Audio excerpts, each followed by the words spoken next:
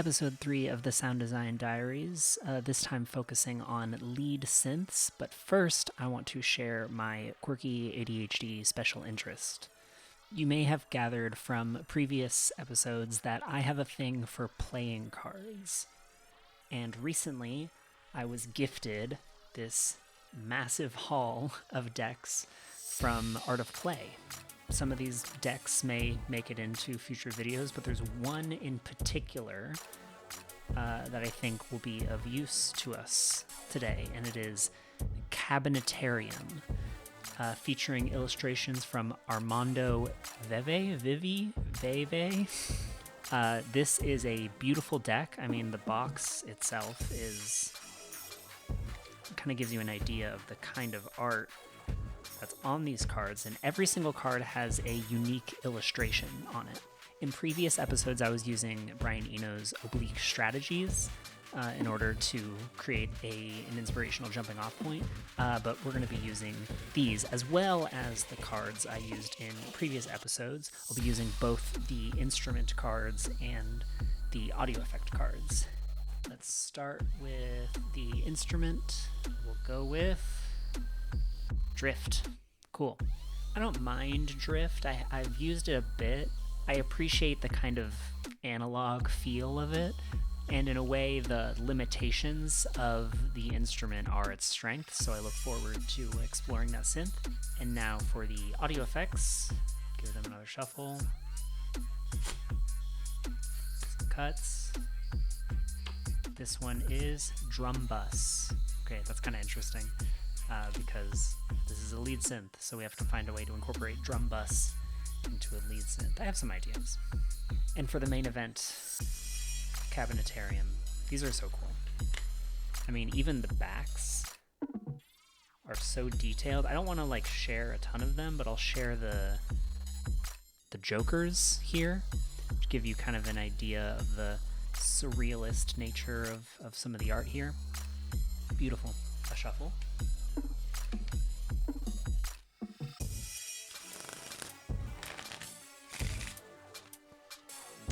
We got... What's going on here? Okay. So it looks like we have like a bundle of grapes. Is this supposed to be like that? Yeah. But they are eggs instead of grapes. And it looks like, yeah, there's a little bird peeking out of that bottom egg. Some of the eggs are cracked. It's also the 9 of clubs, which maybe has some poetic value in there. All right. Where do I even start with this? Grapes are sweet.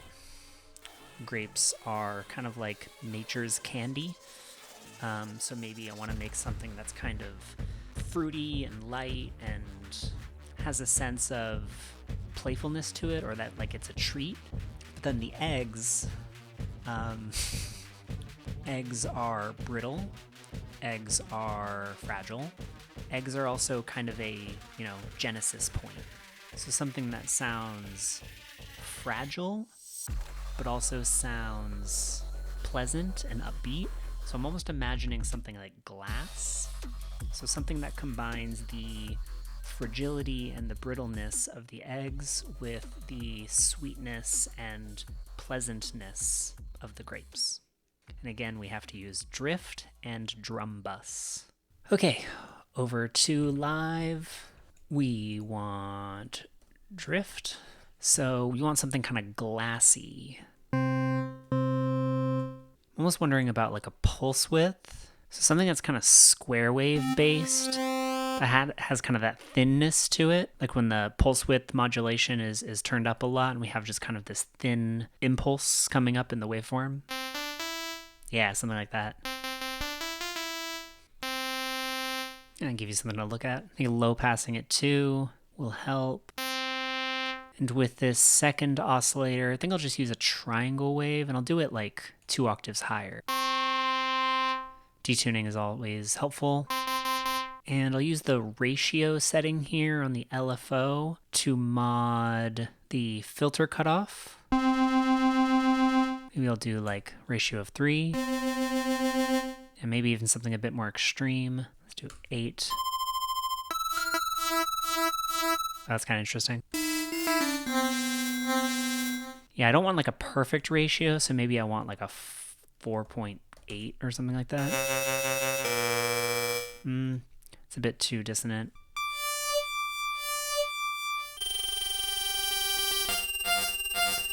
There's a real like unpredictability with the way drift handles the LFO. I wonder if that's just the drift parameter itself.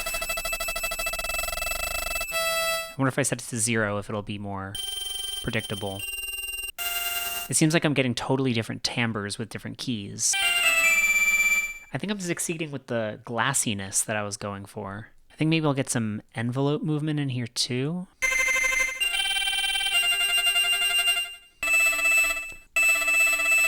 So both the envelope and the LFO are modulating the filter cutoff. Give it like a 400 millisecond attack, maybe something like this. There we go. Okay, that's fun.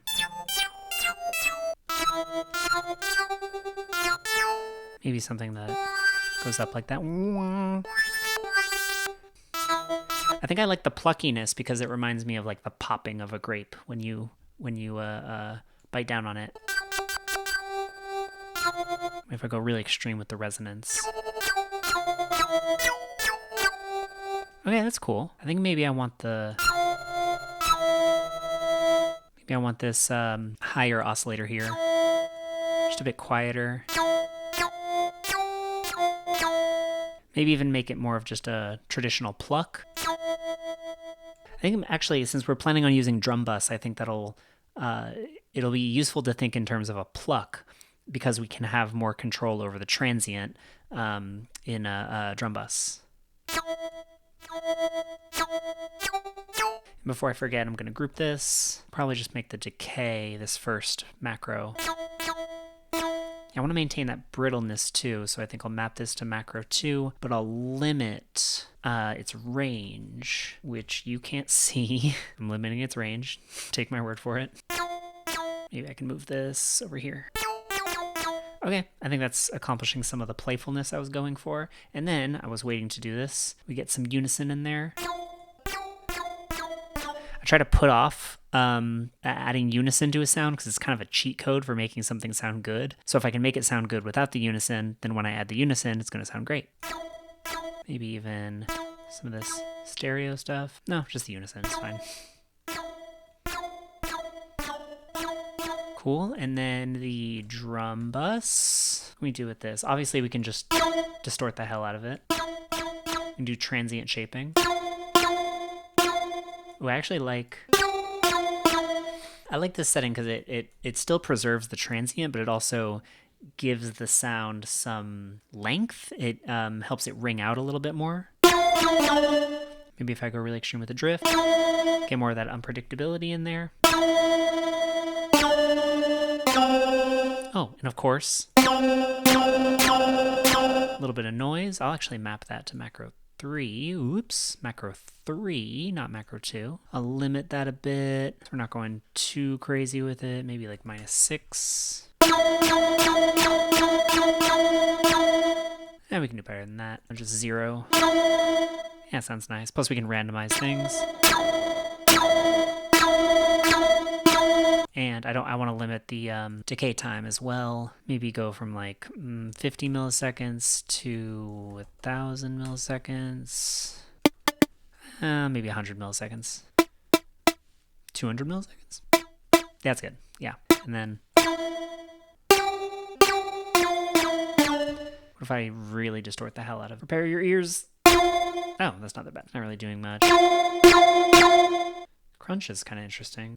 Again, we want that like brittleness and that sweetness. And I think maybe going with an aggressive distortion is antithetical to that goal. I'm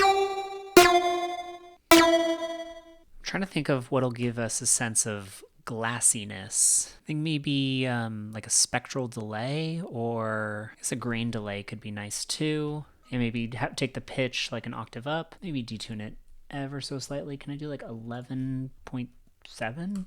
Okay. And then we want it in milliseconds. The feedback up. There we go. Yeah, that's the glassiness I was looking for. I'm getting a little bit of the Mario coin sound. I'll just do 12 and then use the random pitch to get a little bit of pitch variation. Then the spray. Ooh, there we go. That kind of bounciness. There we go. I think maybe we could turn the feedback down. There we go. Yeah, and I think I'll map this frequency to macro 4, limit it to like 6 hertz. Tempted to do some more pitch stuff. Maybe we can do kind of like a grainy pitch down kind of thing. Maybe take it up an octave, but then the dry wet. Yeah, that kind of helps with that brittleness that we were talking about. Yeah, okay, I think this dry wet will be a nice, another macro. That'll be fun to play with. Maybe take it, maybe go from like 20 to 90. Yeah, it's a cool transformation. I want to layer something in that's almost like a pad, not quite like a sustained note, maybe a sustained note. I think I want to go into my samples. I try to incorporate as many recorded sounds as I can. I have this sample from like a porcelain container. It sounds like this. Eggs are also a similar color to porcelain, so I think that's fitting. Go from simpler to sampler. And I want to randomize the start position. So every single time there's a new note, we're starting from a different point in the sample. Go to the modulation section, LFO2, so we can route it to a specific place. Use the random shape and choose sample offset. And take this up to not necessarily 100, maybe like 40 or 50 will be fine. Yeah, so now you can see every single time I'm playing a note over here, it's randomizing the start position. So we don't get the same sound twice. I'm actually going to take this little section here and I'll grab a resonator. Actually, better yet, I'll grab a corpus so that we're running this sound through a corpus. I want to keep the tuning exactly where it is, but I'll mess with the algorithm. I'll keep the tuning exactly where it is, but I'm going to mess with the algorithm. Yeah, I like that. Maybe give it a little bit of movement, 2%. And give it some reverb. Maybe I'll even put the reverb before the corpus. Some gain. There we go. That's sounding nice and delicate. Maybe low pass it. Okay, that sounds nice.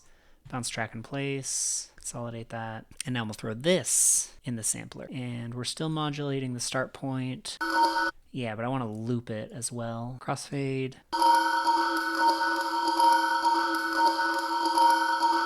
Yeah, so now we're layering the synth with this resampled porcelain texture. Throw in an echo, randomize some stuff. Actually, better yet, grab a regular delay. I want it to have that like quick rattling type sound here, but I think in order for that to work, I need to make it plucky. Isolate that to the higher frequencies, and then layered with the synth.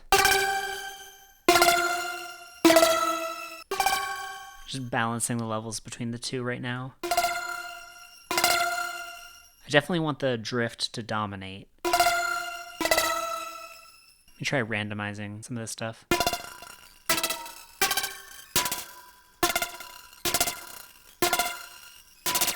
This is cool. I'll rename these and some color coding. I want to experiment a little bit with making this a sustained sound rather than a pluck sound, the porcelain sampler thing. I don't think I want to do that, but I think I want to make it longer. So it's kind of like almost like a reverb. And I'll map it to the same macro as the amplitude decay, but I'll give it a different range. Maybe 1 second to 4 seconds.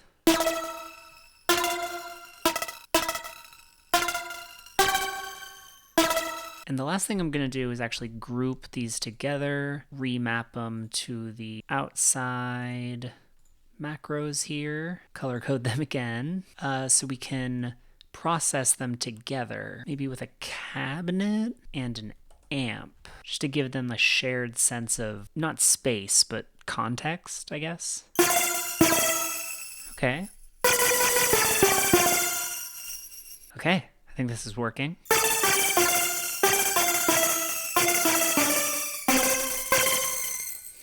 Okay, I think I'm gonna add just a gain control here at the end, and then map that to macro 6, that white, and then exclude it from randomization so that when I randomize stuff, I'm not making the volume flip out.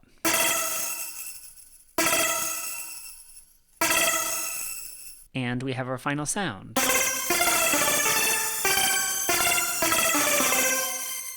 Lead synth 2. Pick an instrument. We got Collision. Yes, one of my favorites. And for the audio effect, let's go with Saturator. Also probably in my top 10 Ableton devices. And back to the Cabinetarium cards. Let's see what we got here.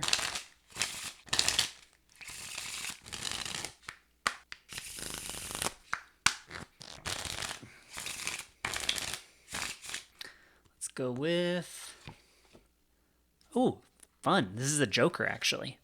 Thought I had taken them out, but the cards have spoken. This one's super cool. This is kind of like a dissected frog, kind of giving 9th grade science class, but its chest is a big cabinet, and inside it's got potions, perfumes, elixirs maybe. You know, there was a video recently I watched about how to synthesize frog sounds. If I remember who made it, I'll put the name on screen or something. But right now I really wish that I remembered anything from that video. I remember one of the sounds having this very distinct volume tremolo. That was very fast. It was like 9 hertz or like 8 hertz or something like that. And then in the frog's chest, we also have those perfume bottles. Yeah, and some of them have that like old school, it's hard to see on the camera, but some of them have that like old school almost pump on them. It's like a thing you squeeze and then the perfume sprays out.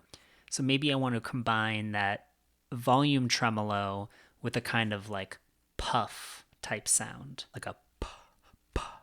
So our instrument was Collision, our effect was Saturator, and we have a frog perfume cabinet. Collision.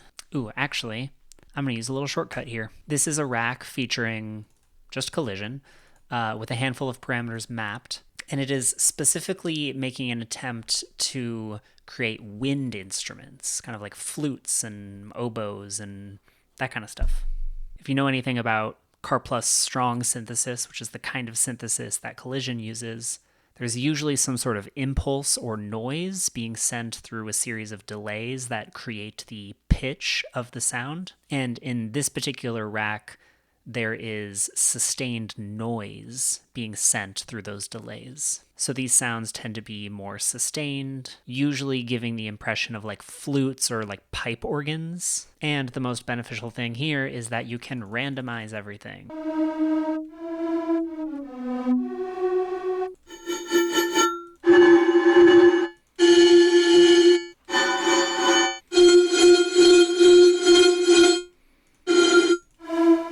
There we go.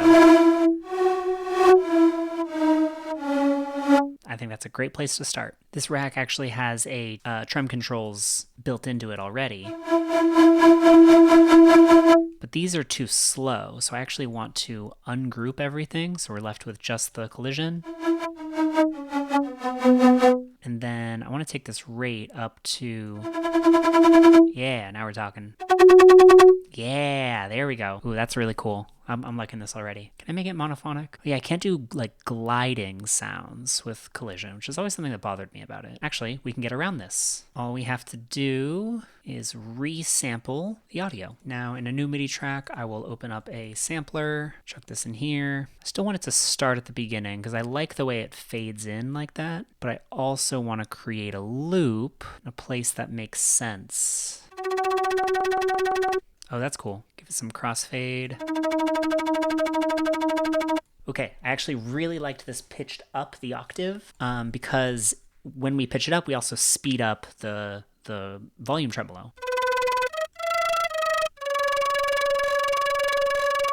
And that actually resembles the volume tremolo that I was talking about in the frog synthesis video. Okay, I feel like we're most of the way there.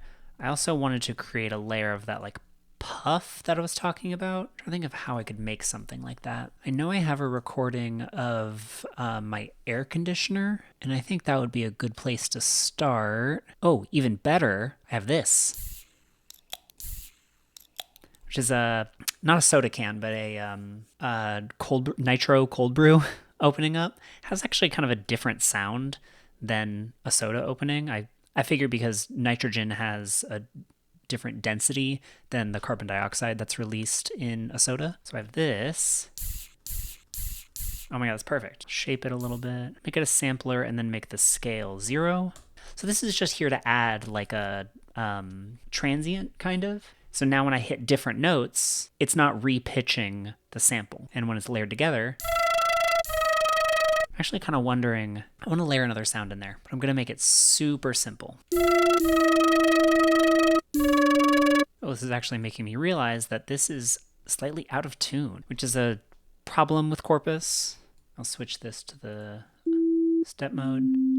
Yeah, so that's right on. This sound... Ah, yeah, I see.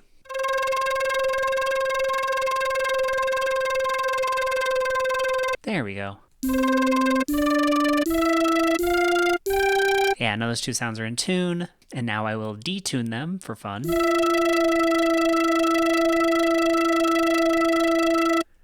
Maybe I'll make this a triangle wave. Give it some spread. I want to go super simple, like Oonga Boonga mode on this. LFO modulate the filter drive without modulating the pitch. Shaper drive. There we go. Okay, just transposing things by octaves now until I get something I like. Okay, that's nice. I do want this to be quite quiet. Okay, I'll group this rack into another rack and start mapping some parameters.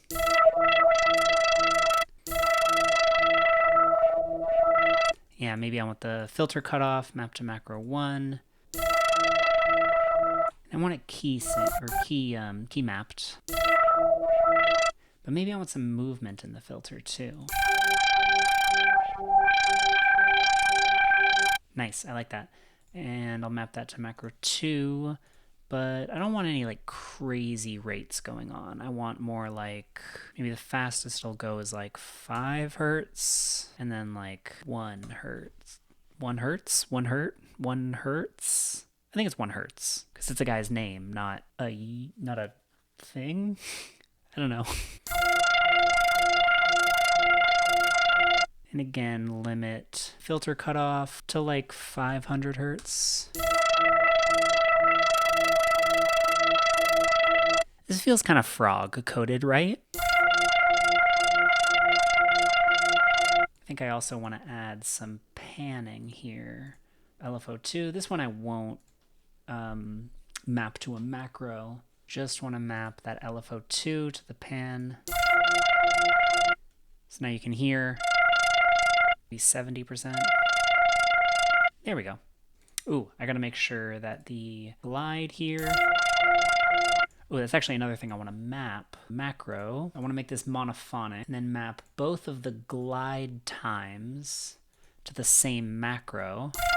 So we're making sure that they're moving in unison. This one goes up to 10 seconds. This one goes up to also 10 seconds. Okay. So maybe we'll make that like 1 second and make the lowest be like 30 milliseconds. And then fastest. Although this puff is causing a problem because it's creating a new puff when the pitch is bending from one note to the next. There's got to be something I can do about that, right? I think you want to make it monophonic and then turn off the retrigger. No, it's not it. Maybe turn the glide on too. There we go. Yeah.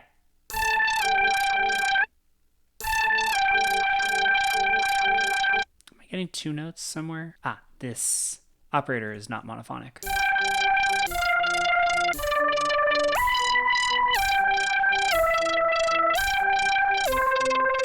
Okay, I'm gonna process this operator. I didn't use saturator yet. I'm gonna wait to do that. First, I wanna use some chorus on this operator. There we go.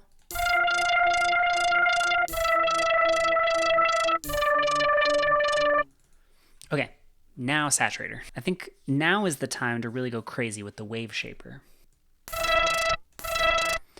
I'm actually wondering if I can send the sampler and the operator into the saturator, but not the puff. Think I can pull this off. That was easy. Cool. And then these are going to get mapped outside macro before I forget.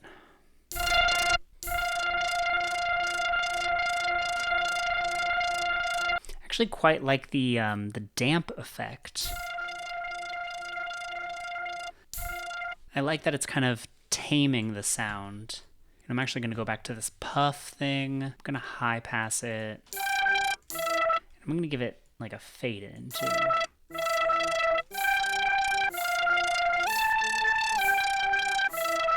And then I'm going to give it some echo. Random, random, random, random, random. Oh, that's nice. Yeah, that helps.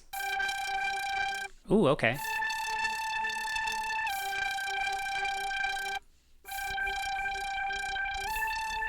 This has kind of like a brittle quality to it, almost like it's breaking. You know, I'm almost tempted, this sounds ridiculous. I'm kind of tempted to see if I can make the delayed signal from the puff go into the saturator, but not the puff itself. Feel like, okay, hang on. Here's what I'm gonna do. This is a bit of a workaround. I can turn the dry wet all the way up, give it some gain. There we go. Get rid of that gain now. And get rid of this echo and this sound. Oh, and I want to make sure that this doesn't get repitched.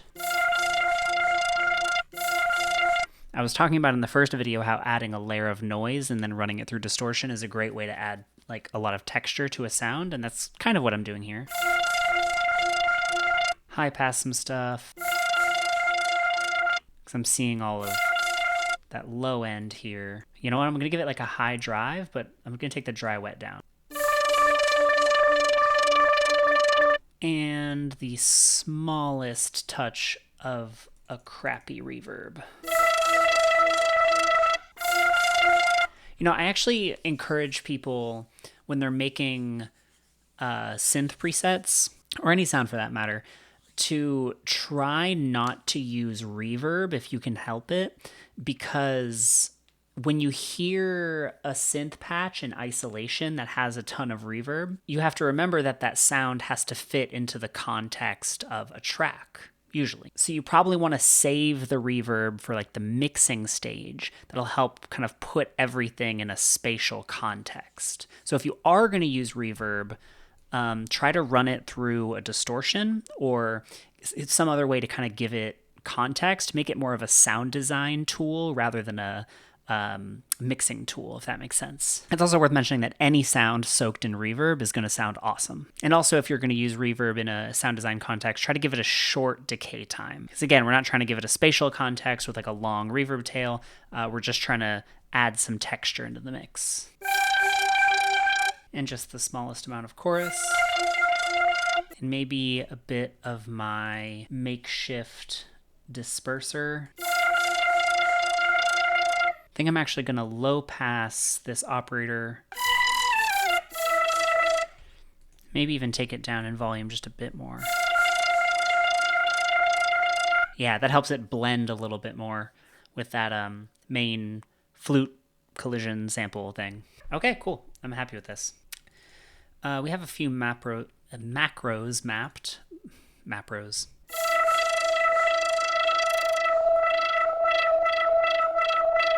I think maybe we could add a macro for that puff volume from -36 to 0 dB, which should also be mapped to the resampled delay with the same range. And I'll map the feedback of this chorus that's on the operator patch to macro 5, rename it chorus feedback. And then finally, the gain knob is at the very end of our chain. Map that to macro 6, and then we don't need those other two macros. Rename this LFO, rename this filt, LFO, rate, glide time, puff volume, chorus feedback, and gain. And then I'll make the gain white, exclude macro from randomization, orange, yellow, green, and blue. And here's the final sound.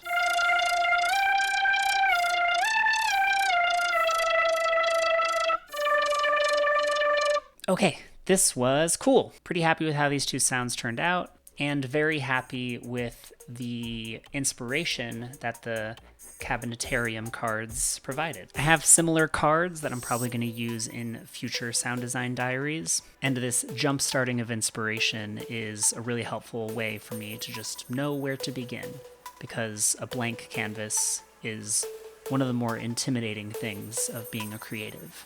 Next time, I'll probably use this deck, which I think is called the Ultimate Deck, and this one has similarly surreal images that I'm looking forward to using.